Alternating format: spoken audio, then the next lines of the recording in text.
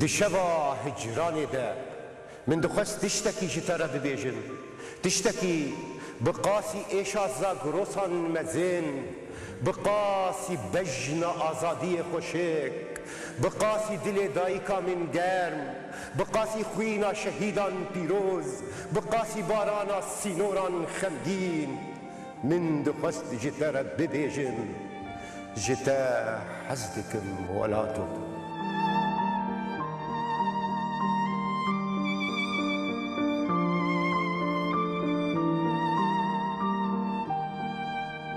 دما خوش ببینرین هجا دیسات برنامه شبا هجرانی ده دیسا جی وقت جاران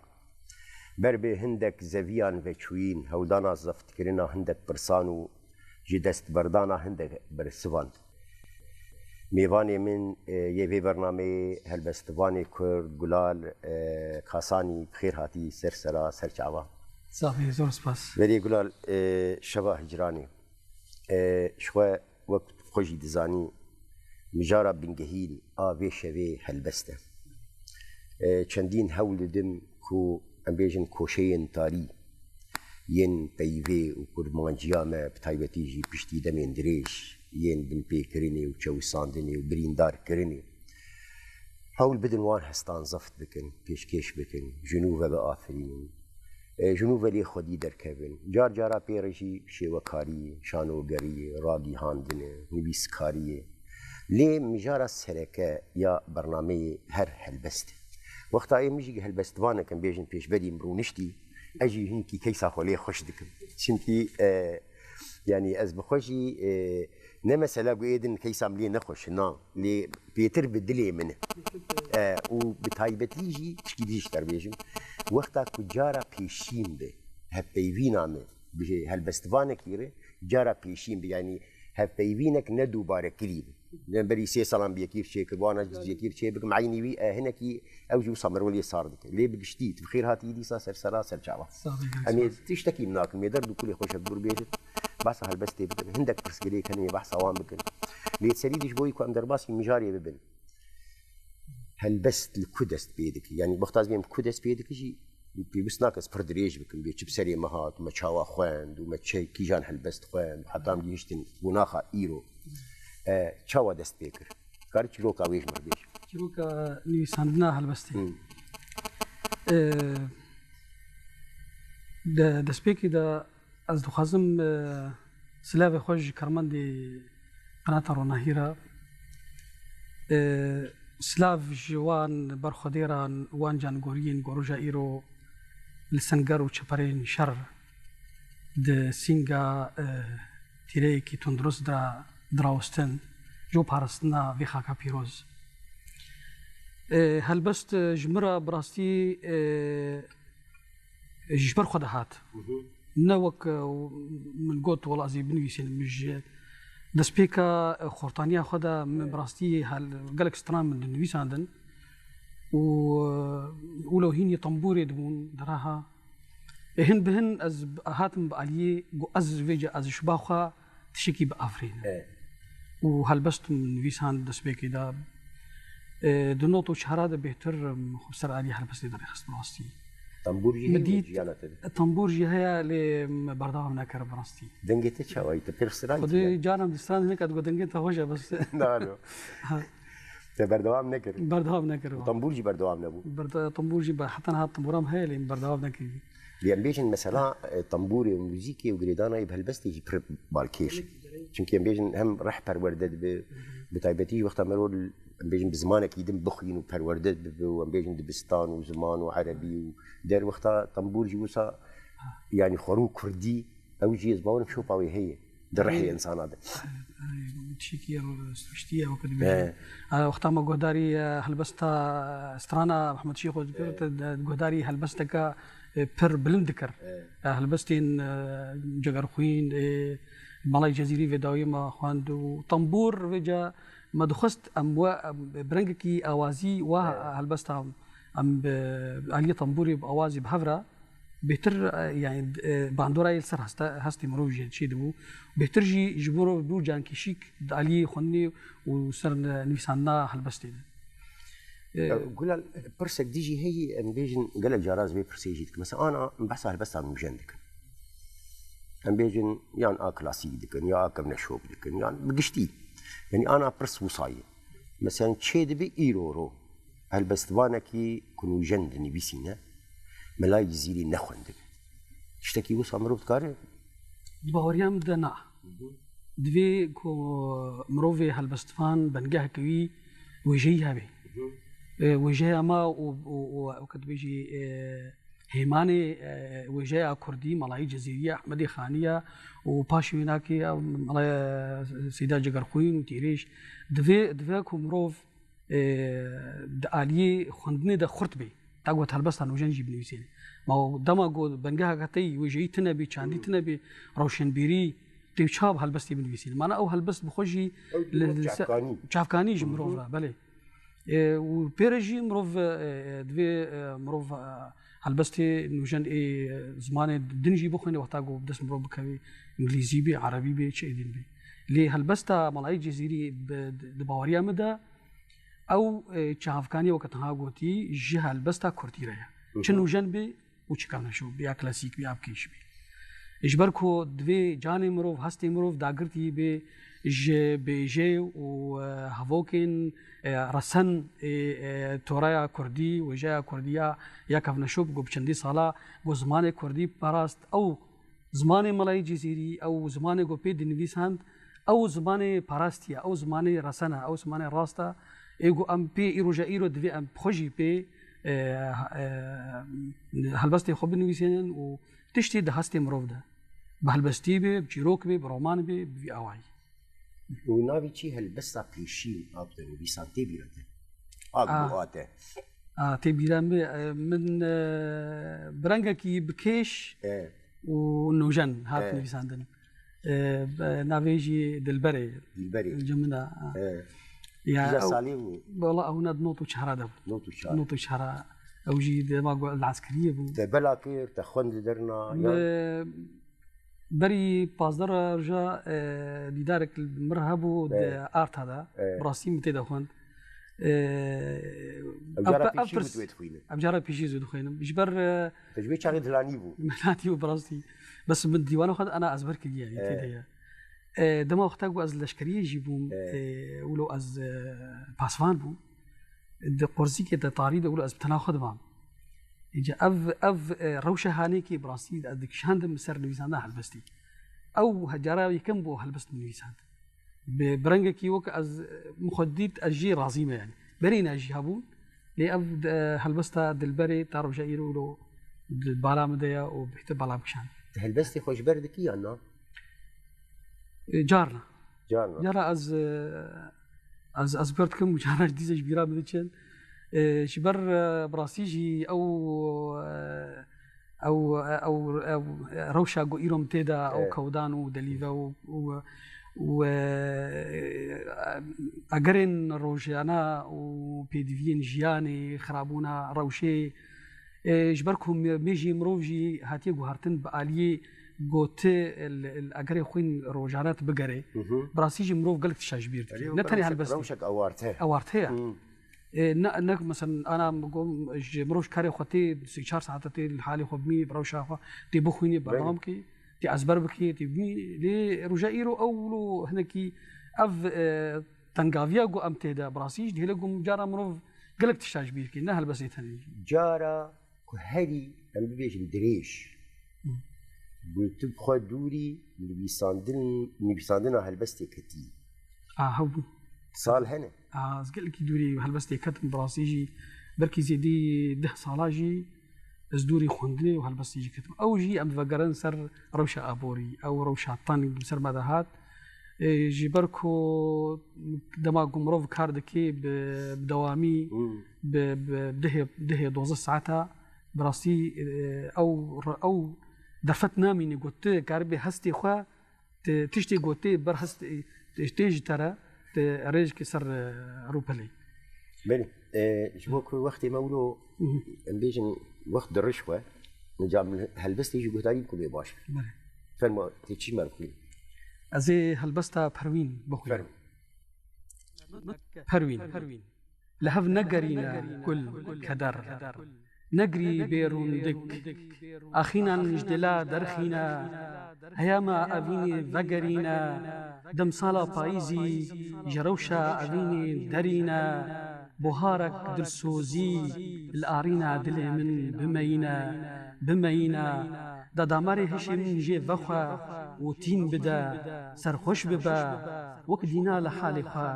قه بقري كبيرة أبينا صالن بوري جارنا بكني حز جنوبا جني حسر لبروان دقري از بترا واقري يان بترا واكني پرتوين نرينان جيچاوان وجيان خمو اوهيان لقل هبون وكتير وكوان خبردان سر دل وجان كر روان قو جدتر دياريك جلك زيرك شورك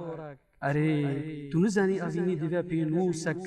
دا چيك هل بستك تو نزاني بير حسك دوا كوانك وما چك تو كلهك بسينور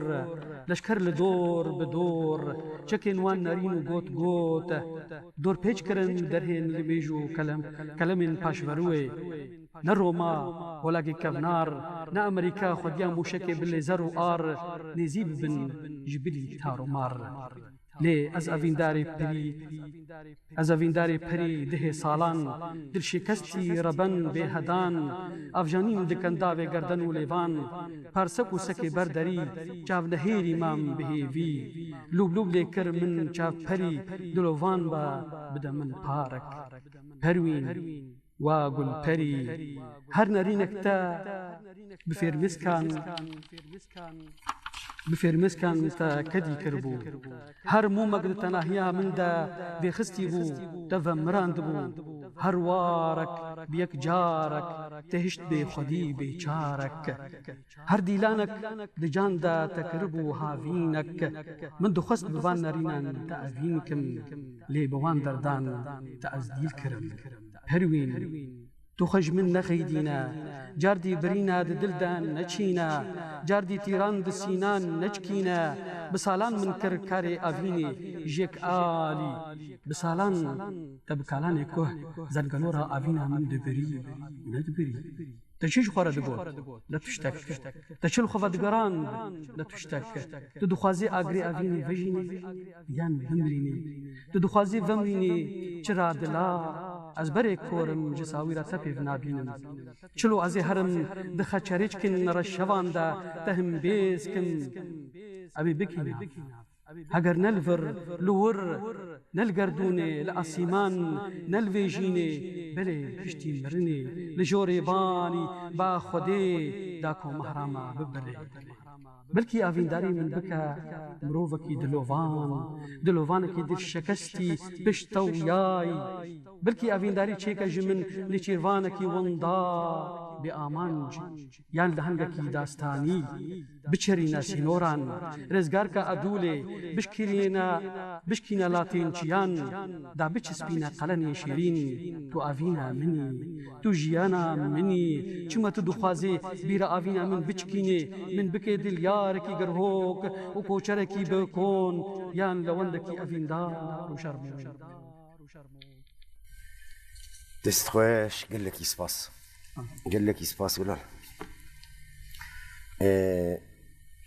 ازيجي ولو هرچه هلبستكي اشتر بخينم اشتما شواناره اشتر جامي هر بردوان بكن لفي ولاتي بالتاني دارك لفي ولاتي بالتاني دارك من هي لفي ولاتي بالتاني مالك من هي لفي ولاتي بالتاني بيالك من هي لفي ولاتي بالتاني گلزارك من هي لفي ولاتي بالتاني دلزارك من هي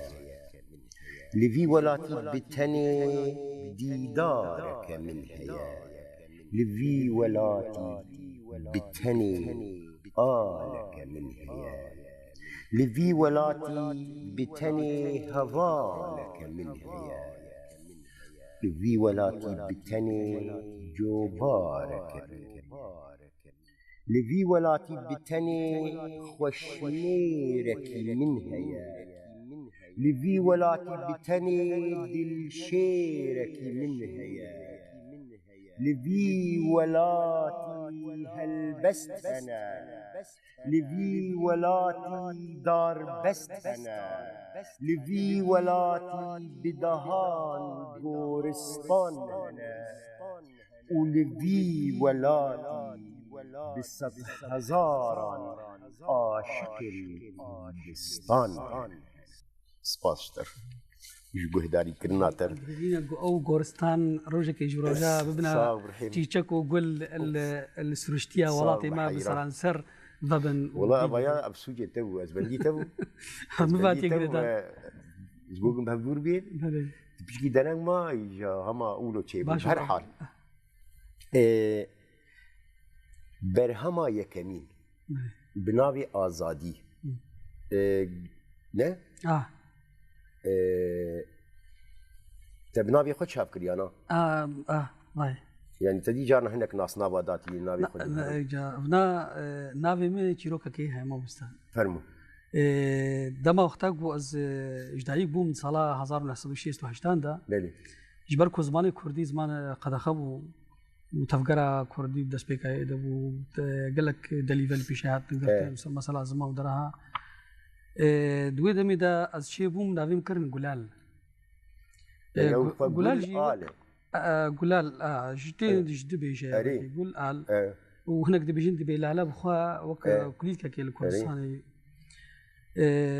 جا نافي مي هاتا بجراندن دما وقتا بامن بخست تورماركي بنافي طلال هاتا انا نافي مي طلال نقول لي نافي من المالي والجوند ودانستاندن نافي بخو قلاله وكاساني جي وك بكر باش نافي شخرا نافي كي ديروكيا ابزان كاساني جي او جي كاساني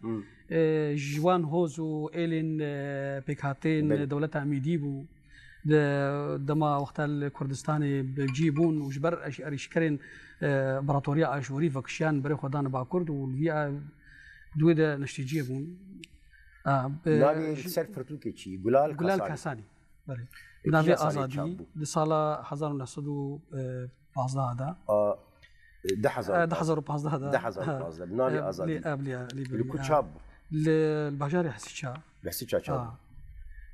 وشي وكارجي عمار موسى او جي امير اف وينا برجيري برجدان جبر برهما يكيبو برهما يكي ولو بشتي درشوناوي تشي غارتن ترشيكر وقت درشوناوي براسيجي انا ولو دما اختاغو مرو برهما كي درد خيني وبرهمتي برافكرن هلبت دوست وحوالي مروف هلبستوان نيسكار دراها سرنجي وتبيني وانها نسرني فسانا مروجي ودما اختاغو مرو بسينجا كفرها وان تبينيا برچاوي خديني بي وكن خانك جمرو رجي مروف تدا شاشتي وخد بيني مروف زاند كودر قلس بو مروف زاند كودر خرتر بو مروف يعني في اواي لي براسي چاپ کرنا يجي نب برنگ حسن هاته چاپ کرن جبركو روشا ابورين خرابو يعني انا يعني قال لك بيجن هالبستوان يعني نبيسكار يعني قديم برهم امولو بيش وقتاتي سر مثلا چاپي غازني وان هن غازن جي چارچويك ابوري ده بجهد به والعاليه كي ديجي يعني في سري 5 ساله يعني روجاوا بخير بدهان سازي ودزگه چه يعني ايه بتاني ايه روشن بيرا وين زمان وين نبيسكار و يعني دوي چارچوي مرو چوات کار بنرخين يعني کا اوانا يعني چت كدي اگر ته ام بيجن برهم لبرده سيتن چاپنا ايدن كتابي حاضرن نكار چاپ يعني اوي استنگي مرو چوا کار در باسك ما مست اسكارم فينا ولو وك مثلوك مربيان وك خزا بخوجي دما اختاغو بارانتي براسيجي خزاج بخوا كل وجيشك جبر خطي قشد بين وشينكاي هشين دبي ودار ودرها دما اختاغو او باران برنگكي استنگيتي يعني برنگكي نورمال نخزايتي او خزا بخوجي خراد روجایی روژی ولو بسر مهاتیه براستی دما وقتا گمد نویساند دو قرصی که تاری دم نویساند و ما سمینار دو قرصی که تاری دم شید کردن عثمانی کردی قد خبو روجایی رو درفتش مرهاتیه لی مخابن اف دزگیهانی و اف دیگو چید بن وی آوای وی رنگی نه نورمال امز دکم جبرگو اوجی درجاییه استانگیکه باسی نارو شما کرده نه تنی استانگیک سیاسی تدهیه استانگیک چندیجی بخود تدهیه جبرگو هر ریخستناک هر آلیک تی اشخوار ریخستن چه کرد وکو گو دولت گیده لی او نزان گو به چی زیان دیگه چند کردی گرک نویساندن بخوا اوجی جوکا کی بخوا بی داد کار بی وستروشتیا خو اف خزایا گو خدا دائما ام كاربن برنجكي نورمال ام اف بدن وبهلنجو كل كلمه تيدا قش ببن اف باندوراينا السر هربستي هيا باندوراي سر نبيساني هيا السر نبيسكار هيا يمروفي نبيسكار كوي هاري بكودا وهاريك جوانا قام اخذ دامزريني د سبيكا دامزراني بيعمل جوار تشابكن امين ذا تشابكن امين ذا تشابكن براسيجي تندشي وك كلام البر با دفرن تشتكي ولت رياضة بطا عم بيجن ببرسين روشن بيران مجول نبيس كاران مجول بجوار بالصاو ودرد وكل حسرتك بس باورم بقارب روجي خوشتر به او خزايات بيجي برفراتر به خوشتر به بيجن لي بقشتي çünkü gazın gelek هي بيجن از هنا قناصتكم چند برهم هنه و هجای چاپین لینی کارن چاپ بکن و درفتیش نابینش درفتی بیجی مثلا درفتیش ببین از بین بات اساسی یکته هی بین یکتیان بیسکارایی نظام یکتیار و شنبیرایی yani بدن تبكي تشاب جينا كتبي نهي جايش يعني ابجي هي المساله دي نه ما تاني عين بيو اختي ولا شيء از خازن مثلا خالو خوارزي هي مثلا شكون دخست از بلاد بيجن براسيجي يعني براستي استنجيك برمزن هاد نامد سر المساله افري خصني قوتشيد بن افها في جهاني قوتشيد بن ويكيتين قوتشيد بن براسيجي توجينت خدمتها بقلم فري بتوعي از بيجم نت خدمتها چاند ويجايا كردي دانا دكفن بر خدمتين كسايتي بهتر يعني يكي وقت قوتينا خالو خارزي وتخازي درباز بي بروبلم دي كوديا هر خستنك جوانا دخازي اندامي خو پرتر بكي لسر حسابي نرخاندنا و قد بيشي برهمين يعني ببرهمجي هناك بجرين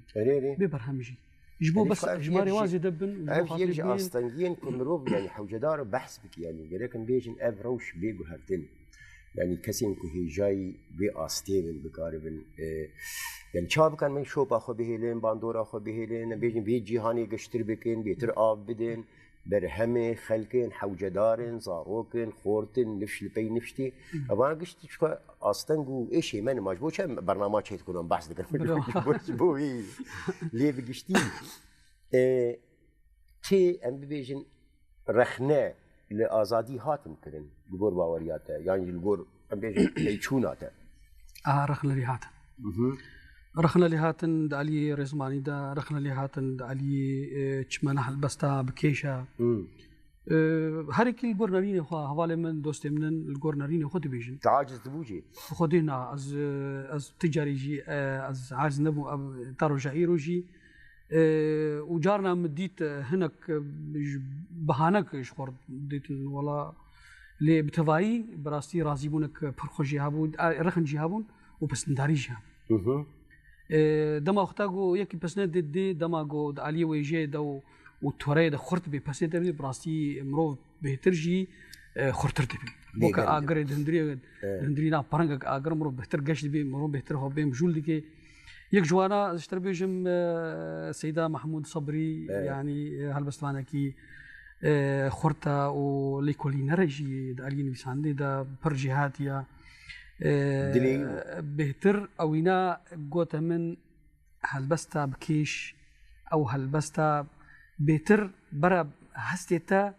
بهتر بحرا هلبستا بکیش بی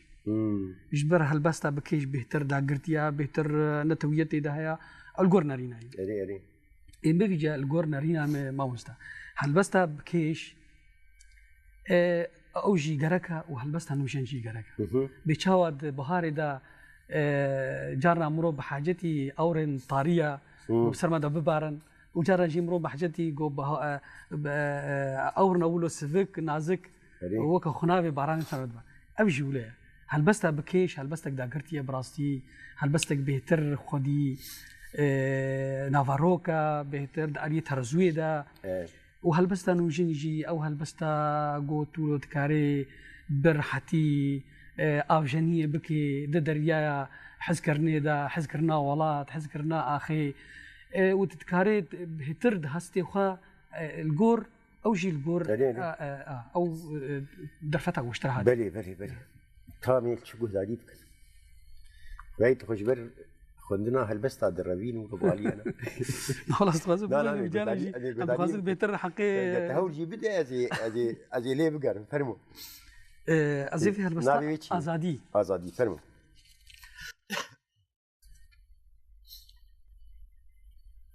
ازادي فينك جكفچكا دلا آريانك جيد بشرة دبرسا افدايا هزا جاني پاکروان پردك رنگين آلان دي سرمل خلط كر بوكك ببجن بالا آزادي بدرگه سور بهشتا سوارا برگها بوارا چاريا بمارا أري دل دشيارا كومرك برنگ آرا دكلا ببعدانا زفلكا نافا مرا قال خلما شاني شيرفانا هفد سنجرين بزوت تين ددن رذين ددن لكو تك بقفل خوينا فجينا كل اللي كان جبل لاطان هلتينا دليلينا بقوش وبزا شير سن دمان دهيرا دكودينا آزادي بر آخری پشتی دی فلکی جتارستانی رونی د آفرین آزادی وی تهر بشی وی دست خوش کی جا سالی هاتی نویساندن؟ طبعا 10,003 ده 10,003 هلبستا داوی مپرسی کینگ ابو آکتا نویساندن؟ نه تجمع نپرسی کینگ ابو خدي هلبستا داوی هلی داوی افرستا هلبستك براسي قال لك بحذكر ليه مخاب من الصبيده كهربتنا ابو من كاريبوش كمبيوتر يزرغم ولا ما مش برنكري براستي ناوي سرناف ناي بيراته لا براسي نافي افرستا نافي هلبستا افرستا اها هلبستك افينيه براسي ولو افهست جمر وقت بيجي تشيبو يعني دوي مهيد ابو دویم هیدا دویم هیدا من نویسنده لخو انا بردوا لی کودانی وی لی دریوا و کودانی وی نا براسی برکید گلک جارا دولو تشن هنا بيشها ولو عور معور لفد زيفرن درهاني تيجي ترقوا بلدي فدا وبروسك هاتن وداوي تي باران وطيروك هات وزيبك هات أبجي الجورولة براسية هل بس جي جانا تدبيزت شيء جدينم كيف نقدر شيء ناي بعده تيجارك جديش كوا وبردام يجيته وج وكن هذا جبر قلت وأز بندات السجنين تعرف بس قلال هاي أمبيجن روجافا بهالبستواني نخوه هتاني كيجان رادي مشان هاي وان هالبستوانا جين دربي روجافا هاي يعني جالي بيونديا دي جالي هبدو خوندني دي جالي أمبيجن بيتشوني دي جالي ناسكرنا أزمون وتجربين كردين ديتر يعني كردين ديتر جي تشيش خراساني بقر حتاني بقفقاسيا حتاني بكردستاني حتاني بأوروبا يعني تشتكي وصا مروت كاري بحثا يبكي جبركو إيرو يعني روش هاتي وقهرتين وروش بوا أو پەیوەندیداریکە قورتشی بووە ژبەر دەستگەهێن ڕاگەهاندنی خورتر بوونا بەرکی تێکلی هەبن لێ ئەو تێکلیە گوت بە سمینار و بە خوێندن دەرهانێ دەبینی هەرێکی و ئەو تااقەتەخوا کەسێک ینی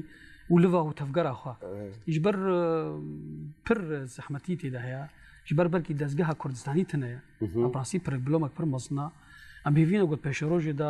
دا دزگاه كردستاني چي بي دا هلبستان بخوندي هفدو بين سمينارا مثلا بروفاري الكردستان باشور چي كي باكور چي كي الدروا چي كي تكلي وهبن اوجي كاربن بين بلي لي بخابن ترجعي وافتشاش نبو باش ام بيجن دهندري روج آباد مثلا ام بيجن جعفريني حطاني كوباني حطاني جزيرة او شاوي يعني هجر مروف يعني انا مثلا ياك برسك اشتبك بيتي كانت هالبستوانه الكوباني الناس مثلا وقت نموناك او بيوندي شاوي بيجن تشون هات والله از بيجن شاوين هالبستي خوندين برهم درچون ام بيجن يعني او تشتغل هابو بري مثلا از اشتبيج علي دما وقتا مروف دخند وزانجا حلبي وشامي وانا تكلي هابون سميدار شيبون هالبستوانه اي عفريني هابون اي كوباني هابون مروف هفرا ما دخوان درهاني ليش بر انا روجيرو اف روشا خرابه كده براسي اف تشا قدبر كريا اللي ديجي جبركو او دزجهن في ودي دارنا برا مرود هنا انا حوالي مع عفريني هنا كوبان هنا دالي نفساني دولو سر روبلا فيسبوك يا واتساب ده اي اوجي مثلا فيسبوك مثلا تويتر مثلا تورا جواكيجي نكي ناو دما وقتا سمينارا تشيكي وخوندنها بين مهرجانات تشيبن يعني مهرجان تمشيت بن دقوزي كطاريدا هركس وخوندنا ولو يعني براسيجي اصلا بر مزنها ام بيفينا بو دروجي بيج دا افتش شهر سربن وك ويجا وشاندا دوري او تيفل ونكسانيا سياسي بكافي جبر ويجا وشاندا ملت تردكيا غشيا انا توا كرديا ات شهرستانيا كرديا تشلوخ بيشكيشي ناف كمالجين ناف دولتي بكي تبيجي حتى كجان استيفاز مانن بيشكتيا هلبستان بيشكتيا شاندا ام بيفينو افتش شهر سرب بن وام دوري بهترنا كوكي سياسي بكم از هفيا من يعني خدي البرسي خد الكلمه انا حالي حاضر شو البردسيتي حالي حاضر براستين بيسنا هلبستي وغوتاري غوتار كردي عربي كردي عربي هولدائيه انا عربي براستين هلبست چند خيزك جارا اللي مخليني كنا خدي برازيل مخليني كره خدي وكال بس انا برتوكم بعربيه يا براسي جا اماده يجبو ليكولين ليكولين درباري هبونا كردا ديروكي دا هبونا واد روجافاي كردستان بتايبا وك فخندنا تناسكر وليكولين عبره ودالي رخنيدش رخني هناك نسكارا شكريا يجبركو قالك شاشونا دا اليين بيسانا ديوكا كردي دا ولو مش باوريا خا سرجان كانت دور صدو تشل روبليه اماده يجبو شاب كان براسي جهات انت دالي زماني عربي ديجي دهفالمي ماموستا از انا دريا قناطر راهيلا سلاوي جوال شينم ماموستا عمران منتش وعبد اللطيف هادو ماموستا زماني عربينا جمر ليفا قارينك خرطي دي شيكرن علي زمان دي جا اماده يجبو شاب كرني وانا مداني برد سي جاميرنا على اساس جمر شاب بكن ام بهيفينو قوي جارب براسي شابي ام راسي دليفانا وكودانا نقوش نون يا سيدي اجيب هيفي بينا له تماشوانين هيجا مي خاطرك يفرقر مي وجهي بخوازن حتى اني حفتيه كدن بيبياكو دي سام هبدو بينين دي ساجي مجاره كدن لروج اغا خاطري وسلابي قامشلو وشفش دشبا هجراني ده من دخست تشتكي شترى ببيجن تشتكي بقاسي ايشازا غروسان مزين بقاسي بجنا ازادي خوشك بقاسي دل دايكا من گرم بقاسي خوينا شهيدان بيروز بقاسي بارانا سينوران خمگين من دخست جترى ببيجن جتا حزدكم ولاتو